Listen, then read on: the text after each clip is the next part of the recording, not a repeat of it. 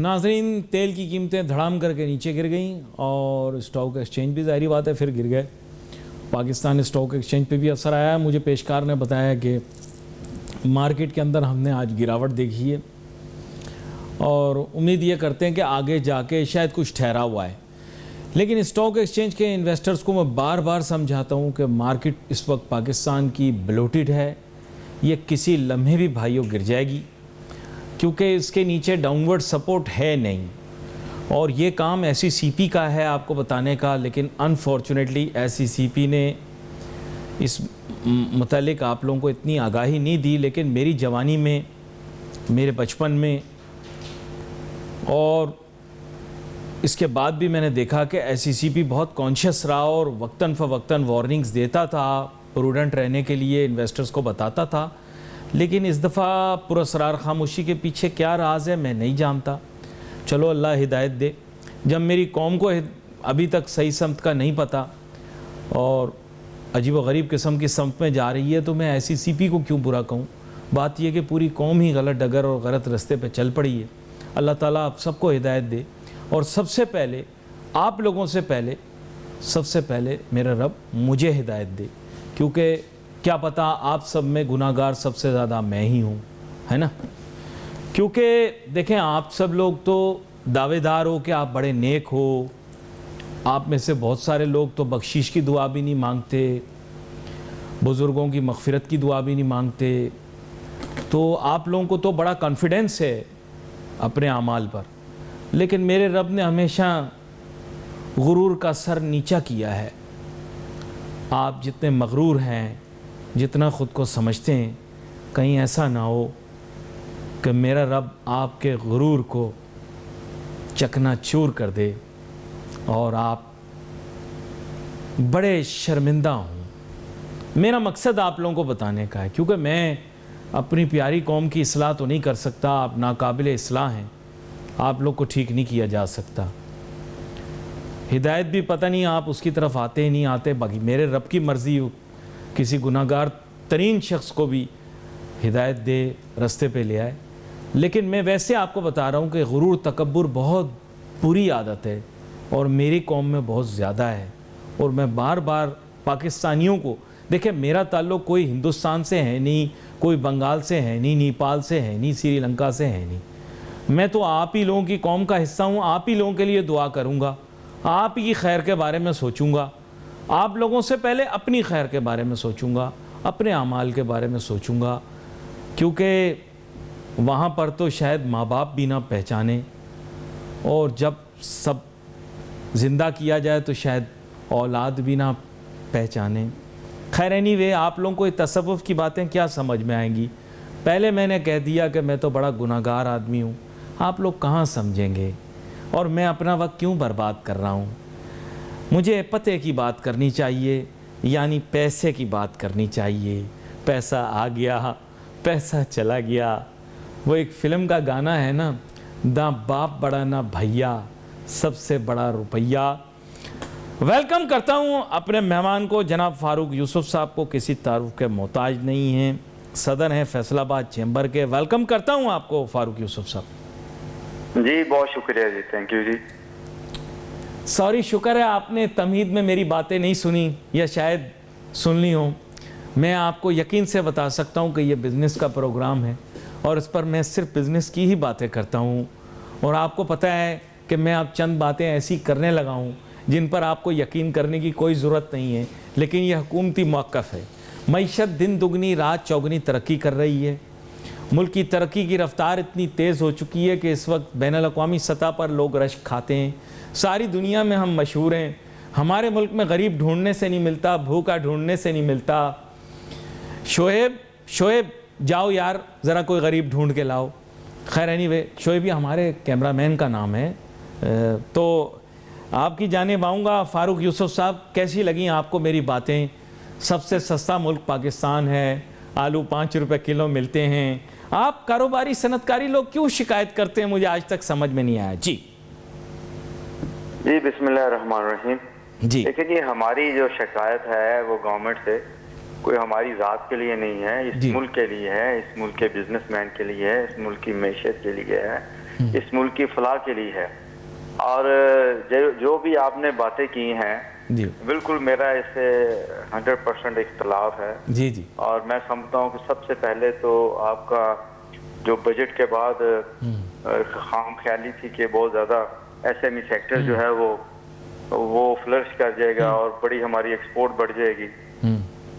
ऐसा कुछ भी ना हुआ। और मैं आपको बताऊं कि जिस मुल्क में 11.50 जो है वो इंटरेस्ट रेट हो, इलेक्ट्रिसिटी जो है वो भी सिंगल डिजिट में ना हो, और आपके पास ईज ऑफ डूइंग बिजनेस ना हो, आपके पास 32 किस्म के महकमे हों जो हरासमेंट के लिए हर वक्त तैयार हों जी, और वहाँ पे आप ये तवक्को करें और ये कहें कि आपकी मईशत ठीक होगी, आपका यहाँ पर पता नहीं दूध की नहरें आ गई, ऐसा कुछ नहीं है। देखें, हमने हमेशा गवर्नमेंट से ये बात की है और उन्हें ये रियलाइज कराया है कि जब तक आपने रीजन में हमें खेलने के लिए वो मैदान नहीं देना जो बांग्लादेश के पास, वियतनाम के पास, श्रीलंका के पास है, तो आप कैसे तवक्को करेंगे कि आपका 39 अरब US डॉलर का ट्रेड डेफिसिट है वो काम होगा। आप फॉरेन रेमिटेंस पे आपने आपको अगर फॉरेन रेमिटेंस के सर पर सिस्टम को चला रहे हैं तो कितनी देर चलेगा। इस मुल्क की तरक्की का राज वाहद यह है कि अपनी एक्सपोर्ट को बढ़ाएं। एक्सपोर्ट के बढ़ाने के लिए आपने क्या किया, आपने 32 किस्म के महकमे हमारे सर पे कर दिए, इन्फोर्समेंट के नाम पे हरासमेंट होती है। मुझे ये बताएं कि जिस मुल्क से मल्टीनेशनल कंपनियां चले जाएं और वो ये कहें कि हमारे पास कंप्लायंस के लिए वो हेड ही नहीं है जो पाकिस्तान में पाकिस्तान के इंडस्ट्रियल जो है वो यूज करते हैं, तो मुझे बताएं कि वो जिसको मैंने हमेशा हवाई टैक्स कहा है जो हमें अंडर द टेबल देना पड़ता है, वो लोग, और भी बहुत सारे मसाइल थे, ये भी एक मसाइल था कि उनके पास ये कंप्लायंस ही नहीं थी कि वो ये उनके पास हेड नहीं। हम तो आदी हो गए, हम तो अपनी कॉस्ट में डाल लेते हैं ये चीजें कि ये हमारी एक कॉस्ट है, और फिर आपका 100 अरब डॉलर जो वो बाहर चला गया और फिर हम ये तवक्को करते हैं कि फॉरेन इन्वेस्टमेंट आएगी। हम तो अपनी इन्वेस्टमेंट ना संभाल सके, और क्यों ना जाए जहां पर 5% आपका वैट और 9% कॉर्पोरेट टैक्स हो। देखिए, बिजनेसमैन को जहां पे फायदा मिलना है उसने वहां पे जाना है, उसने ये नहीं देखना कि मैं पाकिस्तान में, उसे जहां फायदा आएगा वो वहां जाएगा। अभी आपने बात की गुर्बत की, आम आदमी की जिंदगी की। देखें, हमें तो ये समझ नहीं आती कि कहाँ पे पॉलिसियां बनती हैं। आप डेली बेसिस पे पेट्रोलियम की कीमतें जो है अप एंड डाउन कर रहे हैं और तोहफा हमें देते हैं 0.80 का या 1 रुपीज कम का, बढ़ाने के लिए आप हमें 20-30 रुपए इकट्ठे बढ़ा देते हैं। ले भी आपके पास इतनी आप जो कलेक्ट कर रहे हैं, लेकिन ये सारी चीजें आम आदमी की जिंदगी में जो है वो जीर्ण कर रही हैं उसकी जिंदगी को। अच्छा, लेकिन मैं आपको मैं तो, मुझे ये सारी चीज़ें दिखाई देती हैं, ये पता नहीं ये शोएब बनने को दिखाई नहीं देती, लेकिन मैं आपके साथ इस बारे में एग्री करता हूं कि मुझे ये चीज़ें दिखाई देती हैं। लेकिन मैं आपको, क्योंकि मैं आज पहली मर्तबा आपसे बात करने का मुझे शर्फ हासिल हुआ और बड़ी अच्छी आपने बातें की, क्योंकि आज तक जो ताजिर सनतकार हमारे प्रोग्रामों में आते हैं वो तो जूँ ही आकर बैठते हैं तो तारीफ़ें शुरू करते हैं कि जनाब मोहम्मद औरंगज़ेब साहब की आंखें कितनी खूबसूरत हैं, उनकी पलकें कितनी खूबसूरत हैं, उनके बाल कितने खूबसूरत हैं, उनका रंग कितना गोरा है। यानी उनकी तारीफ़ें कर कर के मुँह नहीं उनका थक रहा होता। ये शुक्र है कि कोई बिज़नेस लीडर आया जिसने खुल के बात की। मैं आपको खिराज तहसीन पेश करता हूँ कि आपने कारोबारी और सनती तबके की नुमाइंदगी करते हुए बड़ी बोल्ड बातें की, वरना तो हमारे यहाँ ताजिर सनतकार बिरादरी के लोग इतनी तारीफ़ें करते हैं कि कभी कभार औरंगज़ेब साहब को ख़ुद भी मुगालता होना शुरू हो जाता है कि मेरे बारे गल कर रहे हैं, किसी और दे बारे गल कर रहे हैं। तो I appreciated that, I appreciate. जी देखिए, मैं आपको बात बताऊं, हमने अपनी बिजनेस कम्युनिटी की नुमाइंदगी करनी है जहाँ पे गवर्नमेंट अच्छे इनिशिएटिव लेती है। देखिए, मैं आपको बताऊं, सुपर टैक्स को कम किया गया ना जब 2%, तो हमने गवर्नमेंट को अप्रिशिएट किया। लेकिन देखना ये क्या है कि क्या इससे हमारी एक्सपोर्ट बढ़ जाएगी। हमें तो आउट ऑफ द बॉक्स जाना है, हमें आउट ऑफ द बॉक्स जाके सोचना है अगर एक्सपोर्ट बढ़ानी है।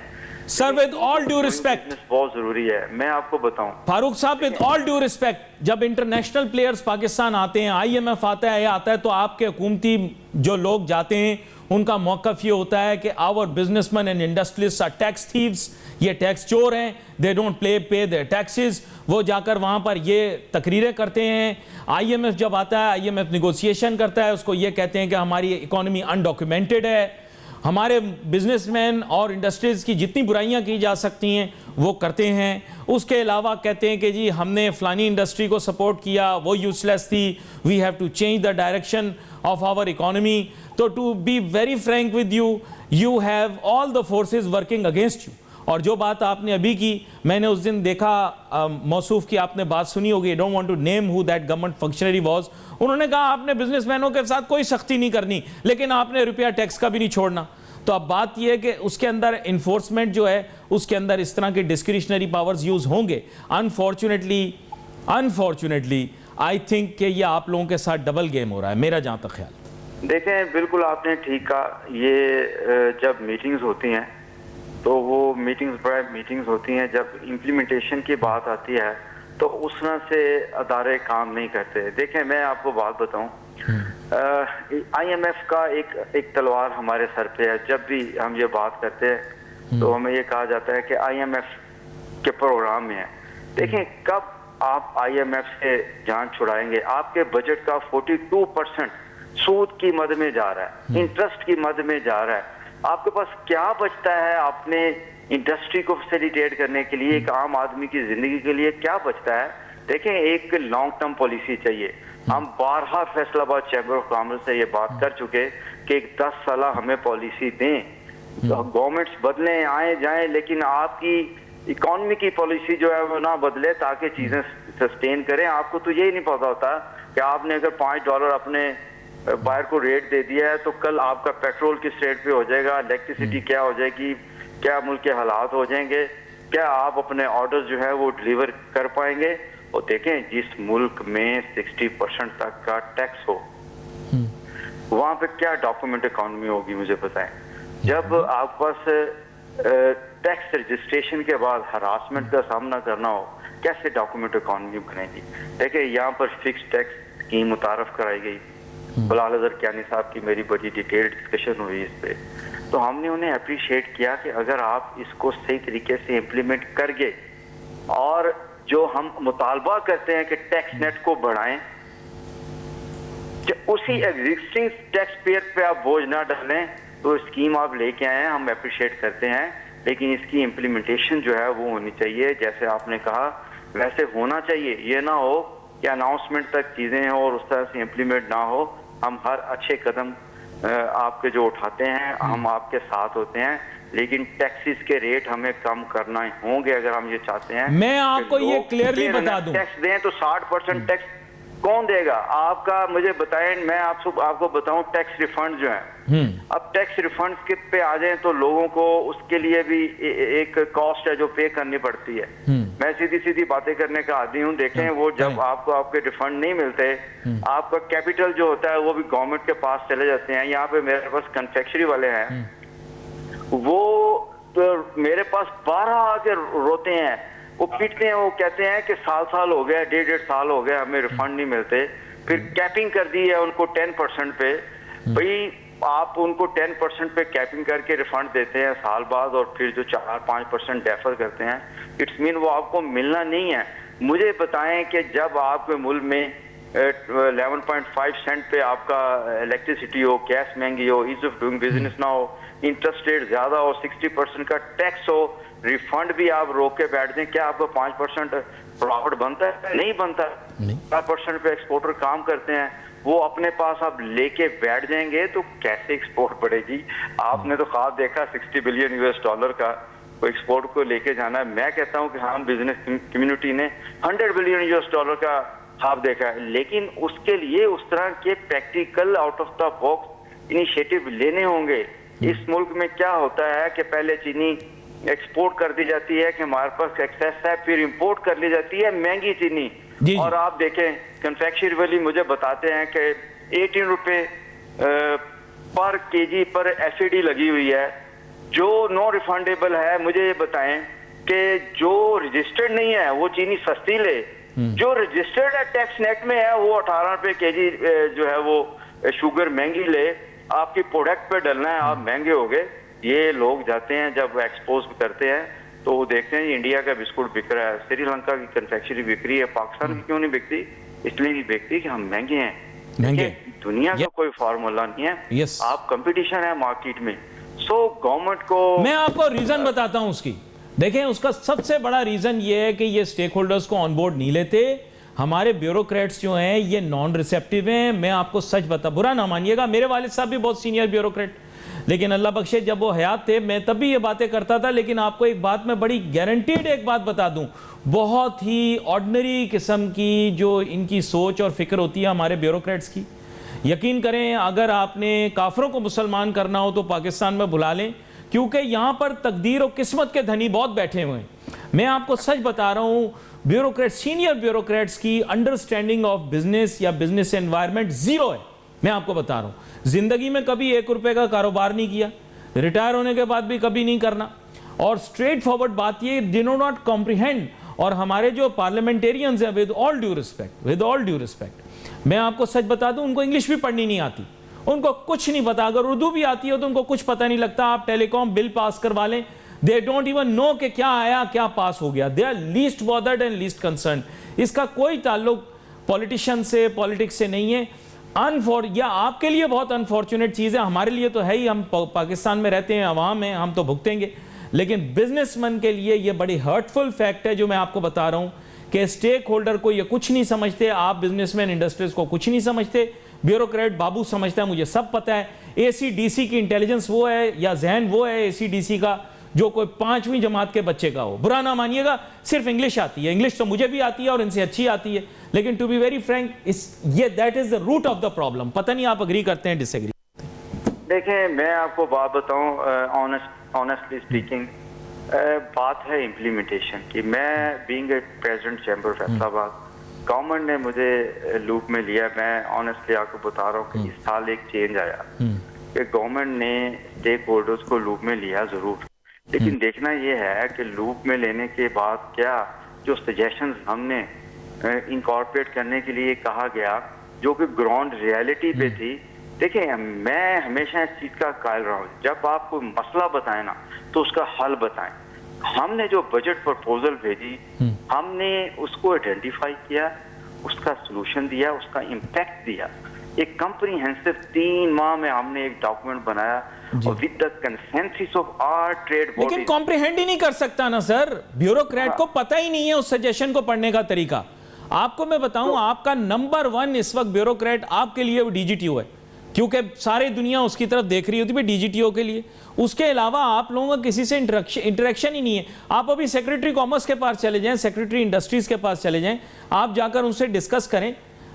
टू बी वेरी फ्रैंक, ये सब लोग ब्यूरोक्रेट्स हैं जो कि सर्कुलेट होते रहते हैं। आज वो इंडस्ट्री या कॉमर्स में बैठा हुआ है, कल वो कम्युनिकेशन में चला जाएगा, परसों वो हो सकता है किसी और डिपार्टमेंट में चला जाए। They are not specialized, they don't understand. I will be very frank with you. और देखिए, मैं इसमें ये आपको किसी की बुराई नहीं कर रहा, ये निजाम है। किसी की बुराई नहीं मैं कर रहा, ये निजाम है। एक मिनट देखें, ये इन चीजों से बालातर होके जब आप किसी की एलिजिबिलिटी पे मैं क्वेश्चन मार्क नहीं करूंगा, लेकिन मैं समझता हूं कि जब आपके पास रेलिवेंट स्टेक होल्डर आपको कोई सजेशन दें या ऐसा डॉक्यूमेंट दें जिसमें मुल्क की फलाह हो, आप उसको लूप में ले लें, उसको मीटिंग के लिए बुला लें, उसके साथ बैठ जाएं। बैठने के बाद अगर आपको लगे कि ये मुल्क के मफाद में है तो आप इम्प्लीमेंट कर लें, अगर मुल्क के मफाद में नहीं है। देखें, जब चैम्बर जो होते हैं ना, ये मदर ऑर्गेनाइजेशन है।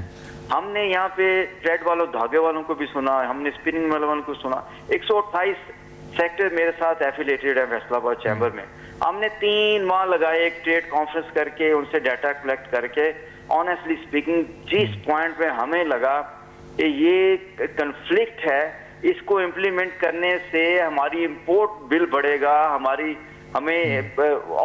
डॉलर बाहर जाएंगे, हमने उसको अपना पार्ट नहीं बनाया बजट का। हाँ, हमने उस इंपोर्ट आइटम को पार्ट बनाया जो आके एक्सपोर्ट में इस्तेमाल होती है। सो मैं तो यही कहूँगा कि गवर्नमेंट को बिल्कुल इसको स्टेक होल्डर्स को लूप में तो लिया, लेकिन इनकी बातों पे गौर करना होगा। और एक दो तीन ऐसे मुद्दे हैं, मैं उसको बताऊं सिर्फ गवर्नमेंट इस पे काम कर ले तो मैं आपको श्योर करता हूं कि बिजनेस बताएं आप पाकिस्तान को बहुत आगे लेके जा सकती है। बताएं। सबसे पहले हमारी कॉस्ट कम कर दें, हमारी प्रोडक्ट जो है वो जब हम खेलने के लिए मैदान में जाएं तो इक्वलिटी हो, हमारे कंपटीटर जो है उनसे हम महंगे ना हो। उसके लिए क्या करना है? कोई रॉकेट साइंस नहीं है भाईजान, कोई रॉकेट साइंस नहीं है। सिंपली चीजें हैं कि हमने 12 बता दी, 4-5 चीजें, हमें इलेक्ट्रिसिटी दे दें, हमें ईज ऑफ डूइंग बिजनेस दे दें, हम पर 32 किस्म के महकमे ना लगाएं, हमें 1 विंडो ऑपरेशन दे दें, हमें आप 10 साल एक इकोनॉमिक पॉलिसी दे दें, तो आप देखें पाकिस्तान कहाँ पे जाता है। ये बड़े अहम नुकता आपने उठा दिया। आपने इकोनॉमिक पॉलिसी की बात कर ली और मैं पिछले 3 हफ्ते से प्रोग्राम कर रहा हूं इकोनॉमिक पॉलिसी पे। हर बिजनेसमैन ने आकर प्रोग्राम में कहा है we don't have any economic policy. आज इनसे भी पूछ लेंगे एक छोटी सी ब्रेक के बाद। Let's take a short break.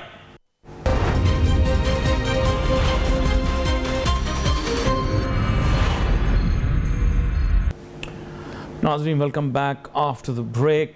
हमारे साथ जनाब फारूक साहब मौजूद हैं जो कि सदर हैं फैसलाबाद चैम्बर के, और हमें थोड़ी देर में ज्वाइन करेंगे जनाब अकमल चौधरी साहब भी। फारूक साहब, मैं बात मुकम्मल कर लूँ। बुनियादी बात यह कि आपने इकोनॉमिक पॉलिसी की बात की, मैंने 3 हफ्ते प्रोग्राम किए, उनका एक ही मौजू था national economic policy and direction.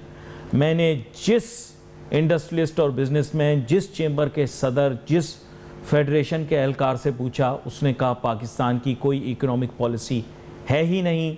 जब इकोनॉमिक पॉलिसी नहीं होगी तो डायरेक्शन भी नहीं होगी। तो क्या आपने सुना है कि पाकिस्तान की कोई नेशनल इकोनॉमिक पॉलिसी है या कभी थी भी? इस बारे में थोड़ा सा हमें बताएं। जी जनाब फारूक साहब। जी देखें, इकोनॉमिक पॉलिसी के लिए ये कई सालों से बन रही है और हमें तो यही बताया जा रहा है कि बस ये अब हम इसको पेश करने लगे हैं, ये आखिरी मराहल में है, इस पे काफी काम हो चुका।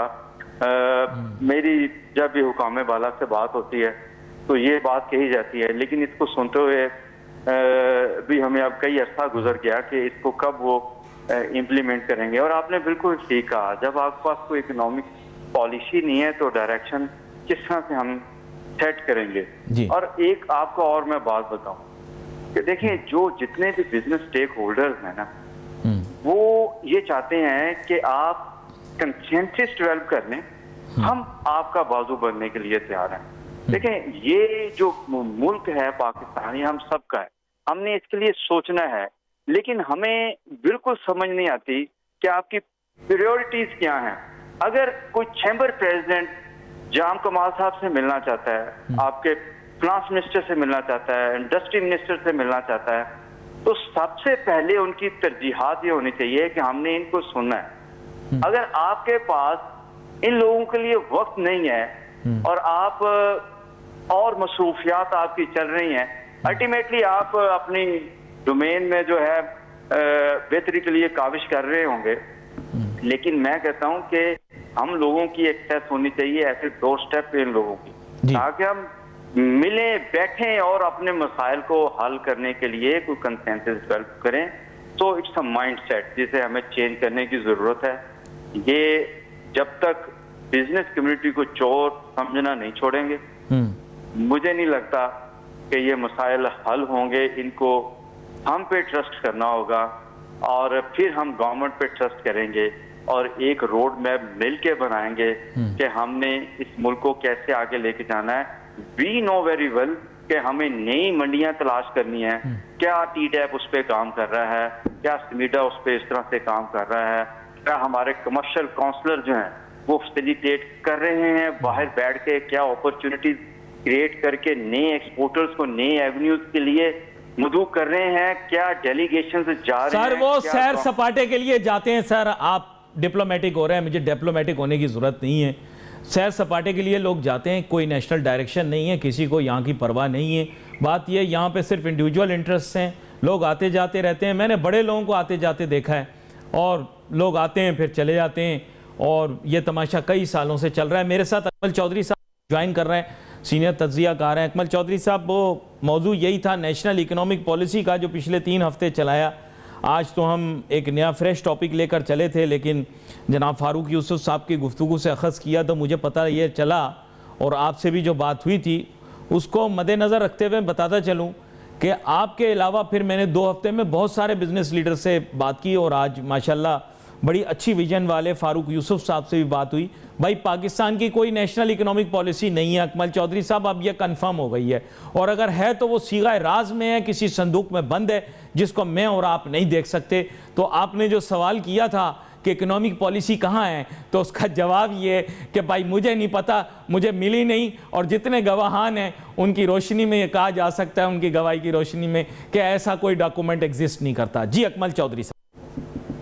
लेकिन जब कोई किस्म का डॉक्यूमेंट एग्जिस्ट ही नहीं करता तो फिर तो डायरेक्शन लेस हमारी मूवमेंट है ना। मतलब ये है कि जिस इंडस्ट्री का, जिस बिजनेस का, जिस बंदे का जिस तरफ को मूव होगा वो उसी तरफ को जो है ना वो चलना शुरू हो जाएगा।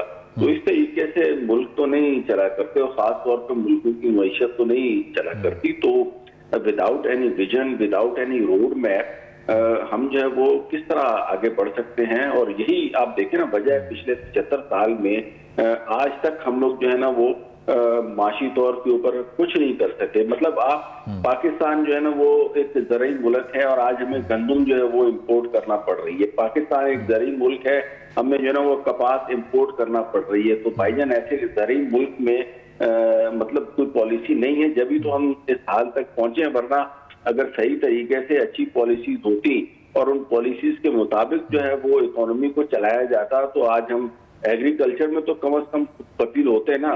चलो इंडस्ट्री में तो हमने कोई सुई तक आज तक खुद नहीं बनाई है, तो उससे तो हम क्या गिला करें। लेकिन जो ज़रई तौर के ऊपर जो है ना वो तो हमें कम से कम खुद कफील होना चाहिए था। माजरत के साथ जो है ना आज इन्हीं नॉन प्रायोरिटीज की वजह से, और जो हमारे, और उसमें सारे कसूरवार हैं। मैं ये भी कहता है कि यार सिर्फ और सिर्फ हुकूमत कसूरवार है। हमारे अपने थिंक टैंक, हमारे अपने मईशतदान हो, या हमारे अपने बिजनेस इंडिविजुअल्स हो, चैम्बर ऑफ कॉमर्स हो, या एग्रीकल्चर में जो है ना वो आप बात करें तो जो भी स्टेक होल्डर हैं सारे के सारे इसमें जो है ना वो जिम्मेदार हैं।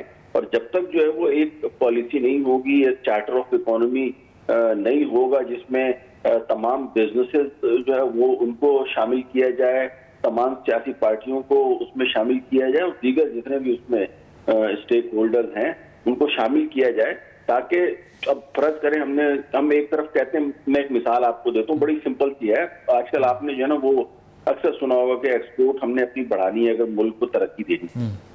अब एक तरफ आप ये पॉलिसी दे रहे हैं कि हमें एक्सपोर्ट फ्रेंडली जो है ना ये एक्सपोर्ट को बढ़ाना है, और दूसरी तरफ आपकी जो पॉलिसीज हैं वो सारी एक्सपोर्ट दुश्मनी के ऊपर मबनी है।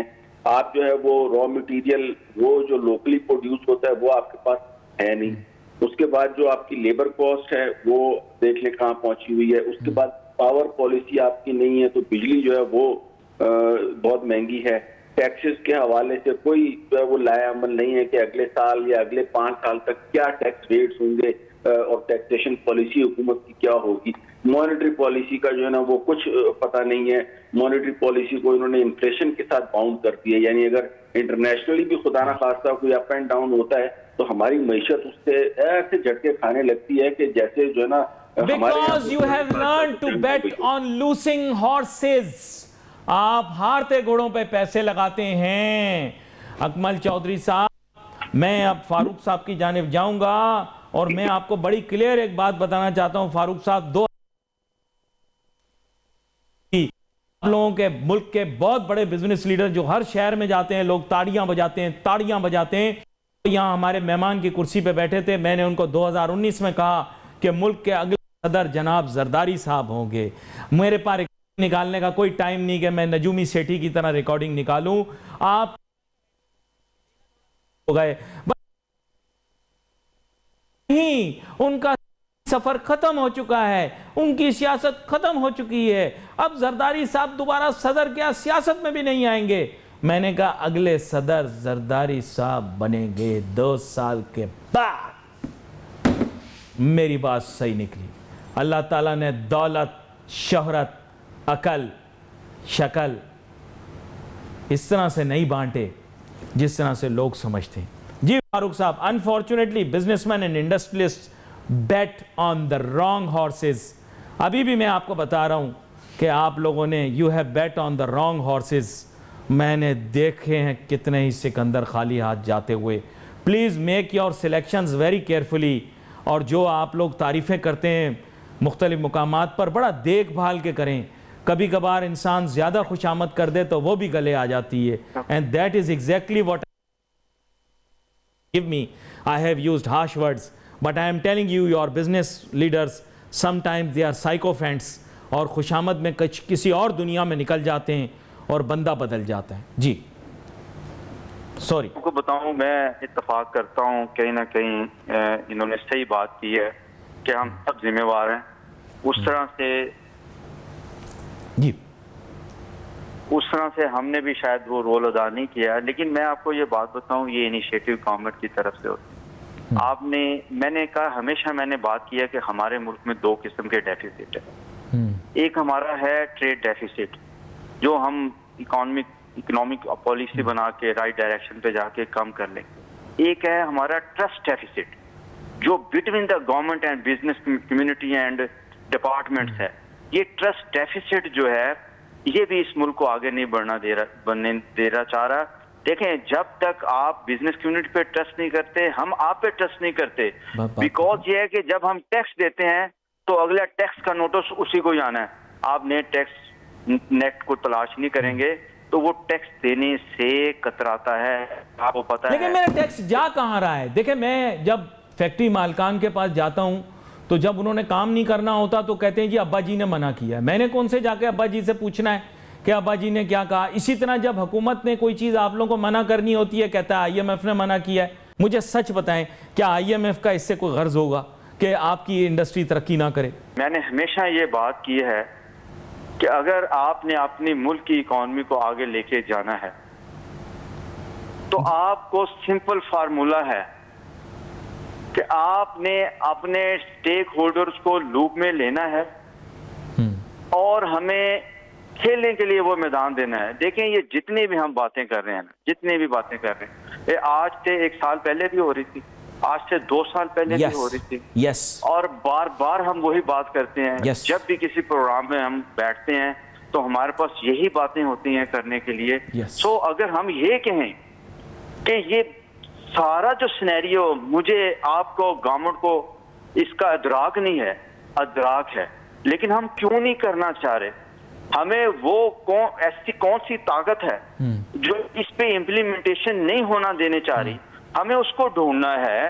कौन से वो लोग हैं वो जो चाहते हैं कि डायरेक्शन ना सेट हो, पॉलिसियां ना बने, हमारी एक्सपोर्ट ना बढ़े, हम इसी तरह मोहताज रहें, इसी तरह जनाब जो है कि अंडर द टेबल चीजें सेट हों, टैक्स चोरी हों।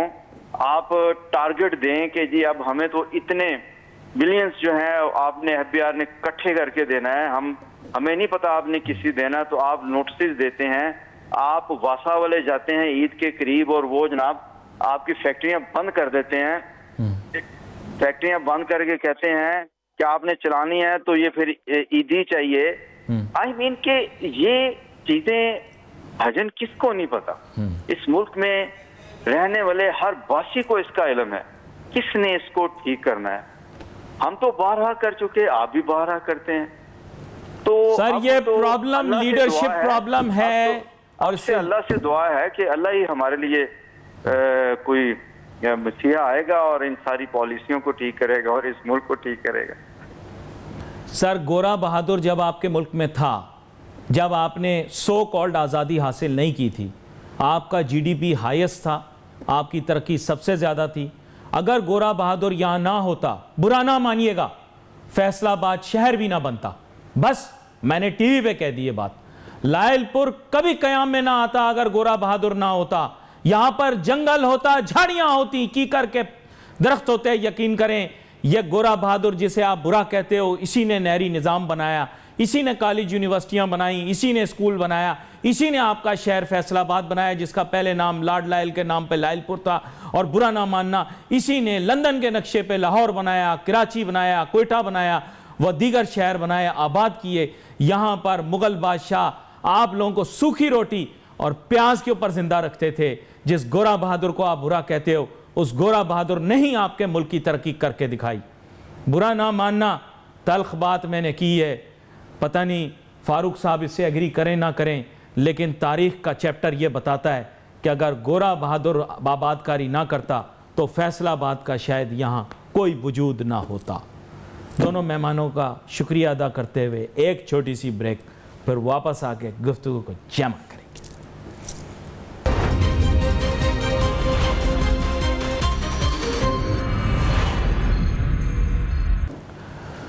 नाजरीन, welcome back after the break. गुफ्तगू जमा करते हैं। इशूज़ आज डिस्कस,